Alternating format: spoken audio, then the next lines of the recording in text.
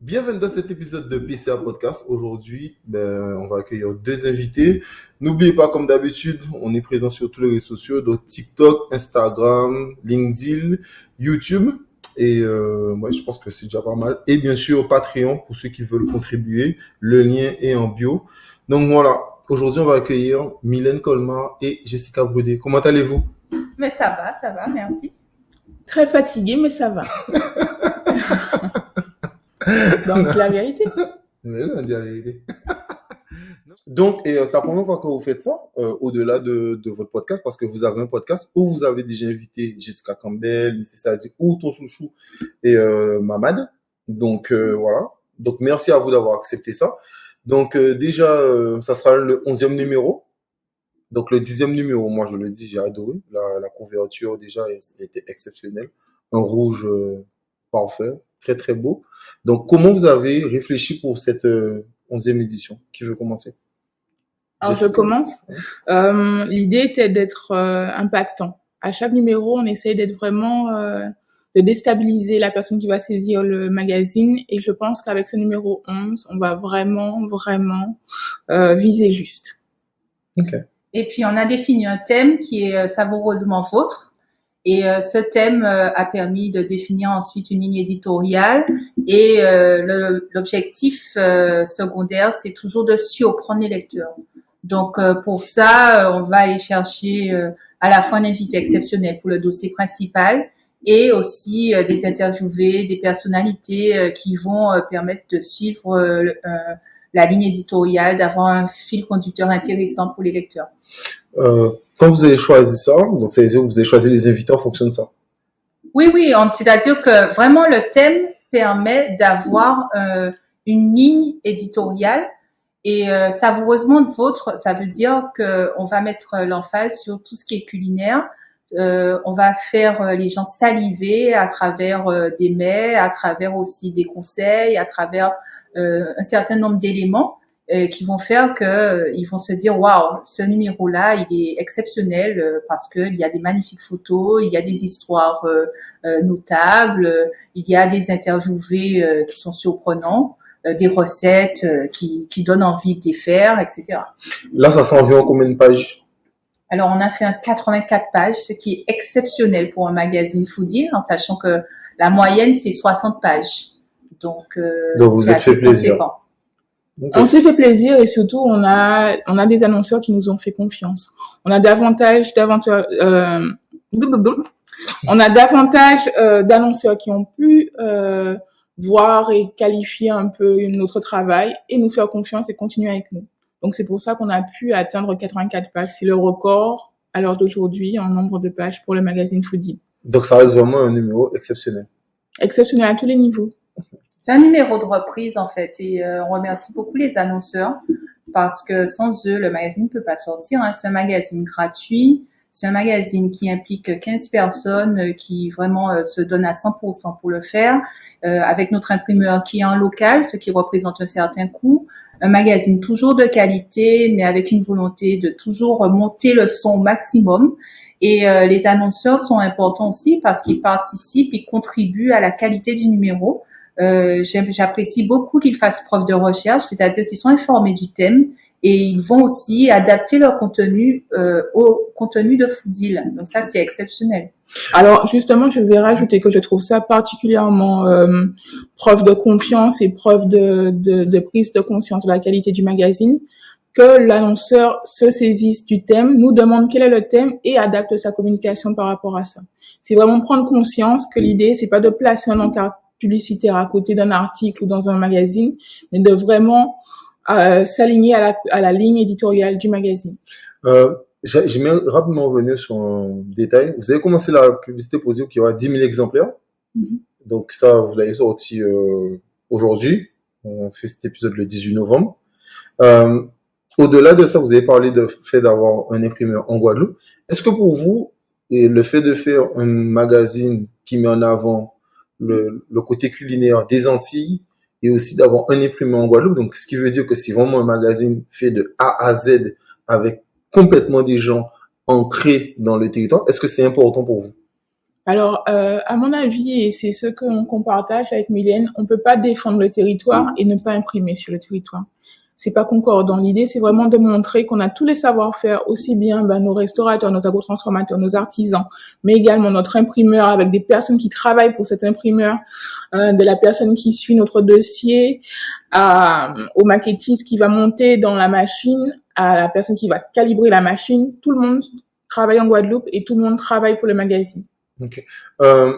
La différence, là, pour ce 11e numéro, on est quasiment, enfin, on n'en parle plus depuis qu'il y a la guerre en Ukraine. Donc, il n'y a pas de Covid, pour le moment, en tout cas. Qu'est-ce qui va changer aujourd'hui dans le fait de, peut-être est-ce qu'il y aura plus d'événements où vous pourrez parler avec ceux qui ont contribué au magazine? Qu'est-ce qui va changer par rapport à la période Covid? Alors, par rapport à la période Covid, je pense qu'on va pouvoir être plus en contact avec nos annonceurs, plus en contact avec nos lecteurs et plus présent. On va le faire d'ailleurs avec notre lieu qui va pouvoir accueillir des personnes pour pouvoir parler de ce qu'ils font et rencontrer aussi ces personnes qui sont en attente de conseils ou bien d'inspiration pour pouvoir porter la Guadeloupe plus loin. Ok. Oui, et puis c'est important aussi, le Covid, ça a mis une distance, hein, forcément. Hein. Et avec Foodil, c'était une difficulté pour la distribution, c'était une difficulté par rapport aux restaurateurs qui étaient ouverts, qui étaient fermés. C'était beaucoup de difficultés. Mais avec la reprise, c'est plus d'annonceurs, c'est plus de lieux de distribution, c'est plus d'événements aussi. On va pouvoir reprendre nos événements, à la fois les séances de dédicaces, à la fois les rencontres de remerciements, hein, que les gens ont l'habitude de connaître, à la fois les ateliers que Jessica fait où le magazine sera présent, la présence du magazine dans les salons, aussi bien en local qu'à l'international, puisque nous allons nous déplacer pour aller présenter ce magazine à l'international. Et donc, oui, la crise Covid a été très difficile pour nous par rapport à ça, mais au moins, là, on peut avoir de meilleures perspectives. Une question, est-ce qu'il y aura seulement le côté Guadeloupe mis en avant ou aussi le côté Guadeloupe, Martinique ou même Guyane, on n'en parle pas, mais il y a aussi la Guyane. Est-ce qu'il y aura des restaurateurs de d'autres îles Alors, pays ça a toujours été notre objectif d'ouvrir sur d'autres îles, sur d'autres territoires de la Caraïbe et plus largement sur l'international. On a accentué cela numéro après numéro en mettant en avant des chefs, des passionnés de cuisine qui sont guadeloupéens, caribéens, qui œuvrent à l'international. Donc cette phase-là, elle reste toujours, ce contenu-là va toujours rester. Ce qu'on a voulu faire, c'est accentuer la partie internationale en mettant un contenu. Alors on va pas tout dire, mais il y a un très beau clin d'œil, par exemple au Sénégal dans ce numéro-là.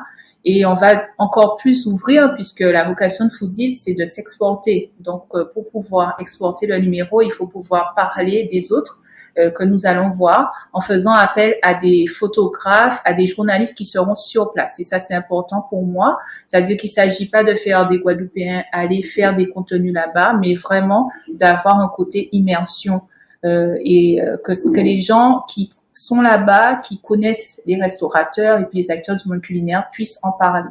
Et ça, c'est quelque chose qu'on va développer.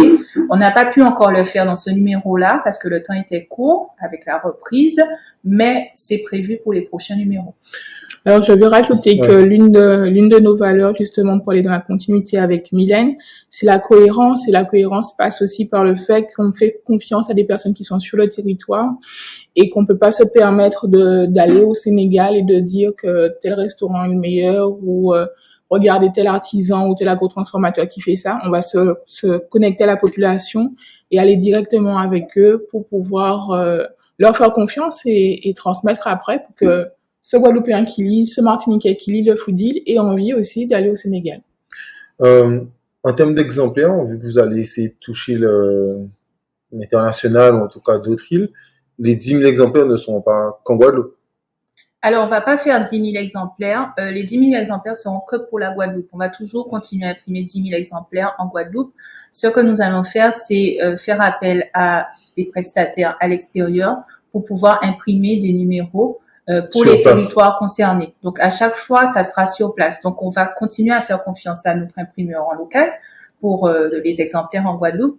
Mais pour les autres exemplaires, pour des questions de coût, hein, tout simplement, on va faire appel à d'autres prestataires et on pourra donc avoir les numéros sur place pour les distribuer plus facilement. Ok. Vous avez parlé de 15 personnes environ sur le projet. Est-ce qu'on peut en parler de certains? Comment ils ont contribué et comment vous choisissez surtout les gens à mettre en avant? Alors, les personnes qui contribuent au magazine sont aussi bien la maquettiste, la correctrice, les photographes. En tout, ça fait 15 personnes.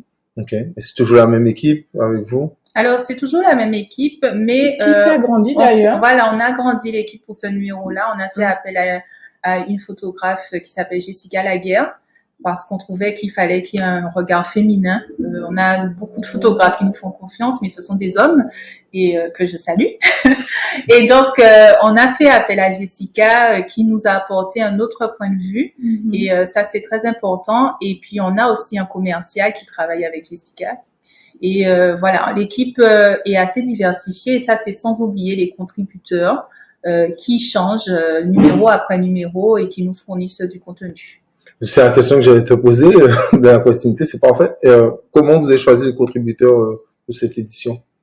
Alors, les contributeurs ont été choisis par rapport à la couleur qu'on voulait donner, à ce qu'on voulait apporter au magazine, et on a tout simplement fait confiance à leur expertise, et ils nous ont livré des textes qui ont été travaillés avec eux, avec Mylène qui est dans le bureau, et on a eu un très très beau résultat. Rien à voir, mais ça reste quand même dans le côté foodie, particulièrement toi, Jessica. Il y a une vidéo que tu as fait qui a buzzé entre le 10e et le 11e numéro, surtout. Un peu, ouais, à ce moment-là, qui avait plusieurs millions de vues. Donc, tes abonnés ont explosé derrière. Comment, même si tu avais déjà beaucoup d'abonnés, comment tu gères ce côté où une vidéo prend un gros buzz et comment tu as géré ça? Alors, c'était très déstabilisant puisque j'ai tourné la vidéo vraiment dans les mêmes conditions qu'avant et de voir que jour après jour, semaine après semaine, ben la vidéo, elle fait, je crois qu'on est peut-être à 83 millions, quelque chose comme ça. 89 millions. Mylène, elle sait absolument puisque elle suit. 89 millions, mais c'est 89 millions.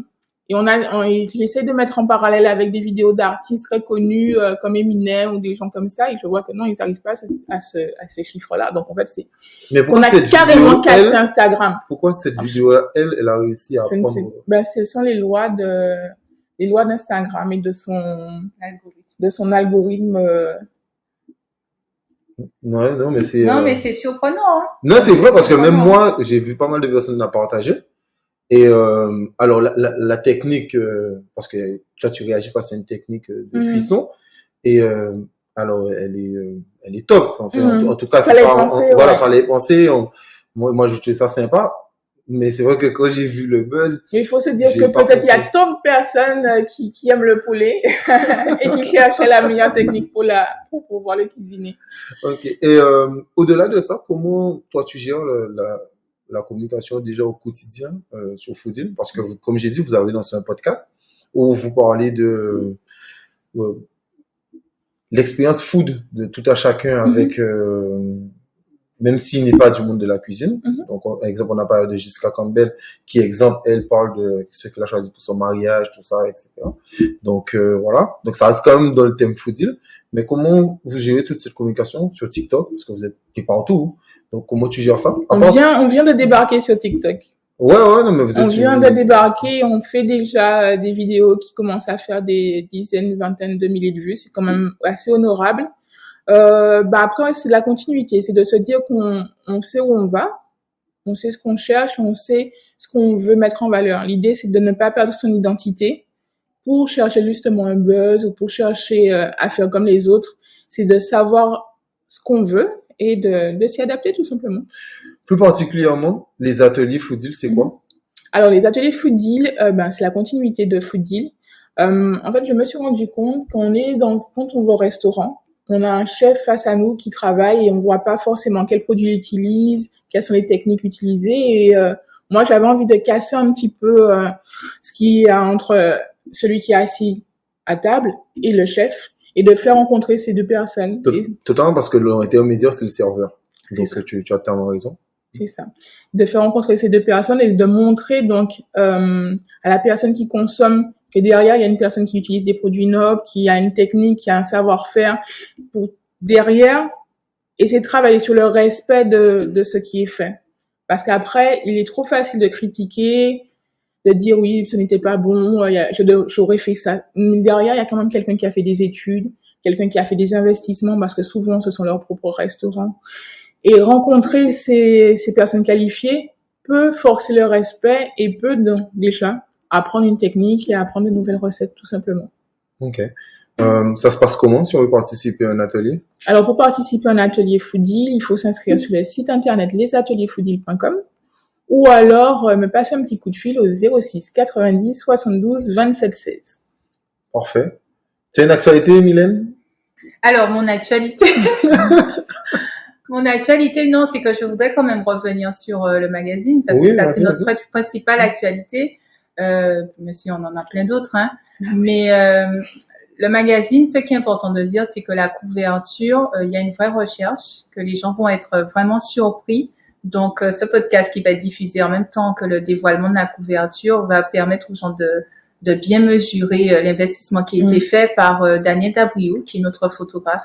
Et c'est intéressant de saluer le travail, de valoriser le travail de Daniel, parce que sur cette couverture, il s'est vraiment donné à 250%. Et merci aussi au chef Jeff Antus, qui a pris le temps de venir au studio, de travailler avec Daniel pour vraiment avoir un rendu qui leur plaisait aux deux. Et puis nous, après, on reçoit la photo et on a toujours la surprise de découvrir. Après, ça peut nous plaire ou pas. Généralement, ça nous plaît. Et là, c'est vraiment le cas. Et ensuite, on arbitre, puisqu'il y a plusieurs photos. Hein, et Jessica, généralement, c'est elle qui arbitre, parce que bon, c'est elle qui connaît plus quand même le domaine culinaire. Et voilà, donc on espère vraiment que les lecteurs vont apprécier. Et on remercie vraiment Daniel Dabriou pour avoir poussé le curseur. On sait qu'on lui en demande toujours plus. Et je suis très contente qu'il réponde à chaque fois. À chaque fois, il relève le challenge. C'est vrai, il est vraiment... On le remercie. Et puis, on remercie tous les autres photographes parce que Foodil, c'est vraiment un magazine du cœur. Donc, je dis toujours, Jessica est le cœur du magazine parce que c'est elle qui donne l'inspiration, c'est elle qui a le réseau, les chefs, etc. Mais ce que j'aime, c'est que toute l'équipe vraiment considère que c'est en fait, tout le monde croit au produit. C'est vrai, c'est incroyable. Et tout le monde se donne à 100%. C'est un engagement total. Donc, je les remercie beaucoup pour ça. Donc, c'est ça notre actualité. J'espère que ça va vraiment vous plaire. On attend vos retours. #Foodil le mag. Ça, c'est bien. Totalement. Et puis, puisque j'en ai l'occasion, aussi un petit clin d'œil à Maïs Cuisine, qui a sorti son ouvrage avec nous, qui nous a fait confiance, Nounoun et Maïs en cuisine, et il est toujours en vente sur le site internet. Donc je vous invite aussi. C'est des recettes sur le Giromont. Sur le Giromont, spécial Giromont. Bon, tout le monde sait que, enfin tout le monde, ceux qui connaissent Maïs et qui suivent Maïs savent qu'elle est une passionnée du Giromont notamment. Et elle a fait un super ouvrage avec nous. C'est pas parce que c'est nous qui l'avons fait, mais on en est très fiers. Donc c'est l'occasion aussi de lui faire un clin d'œil. Et puis, à tous ceux qui nous font confiance, on va pas tous les nommer parce que là, ça sera... En tout cas, merci à tout le monde de nous suivre. Merci pour les encouragements. Merci pour tout. Ça fait 11 numéros qu'on tient, qu'on porte, malgré la crise, malgré tout. Et merci à toi, Axel, hein, bien sûr. Voilà. Merci à tout le monde. Non, c'est pas mal.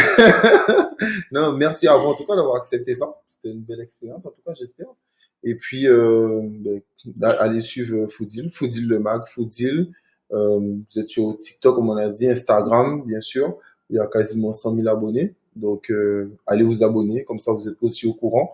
Et puis, Mylène Michaud sur Twitter. Ça, c'est toujours. Et puis Primordial Twitter. Et Mylène Colmar. Et le blog de Mylène Colmar. Voilà. Ah oui, je veux aussi rajouter, n'hésitez pas à télécharger l'application Foodil. Ah oui, c'est vrai. Puisqu'il y a aussi l'application Foodil sur les stores pour pouvoir avoir les bonnes adresses. Totalement. Et je sais qu'il y a un dossier sur une personne que j'aime bien, qui est passée dans PCA Podcast. Moi, je dirais pas qui, mais vous verrez si vous allez lire. Donc voilà, prenez soin de vous et puis merci à vous encore.